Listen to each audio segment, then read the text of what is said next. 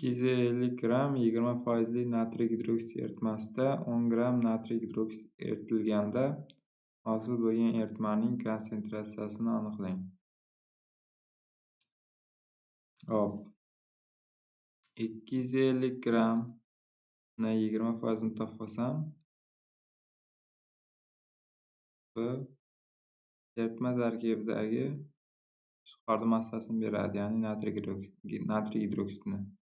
50 gram natriy gidroksid bor ekan. Bu massasini topish uchun esa 250 dan 50 ta ayiraman. 200 gram eritmada demak suv mavjud. Bu eritmaga 10 gram yana natriy gidroksid qo'shilgan paytda dastlab 50 gram edi, yana 10 gram qo'shilsa 60 gram bo'lib qoladi jami natriy gidroksidni massasi. Molni topish uchun molar massasiga bo'laman, ya'ni 40 ga. Bo'ladigan bo'lsam 1,5 mol chiqadi. Bizda molar konsentratsiyasini so'ragan. Molar konsentratsiyani topish formulasi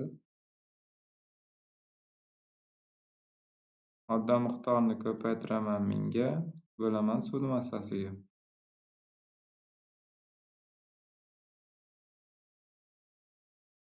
Modda miqdori 1,5 mol.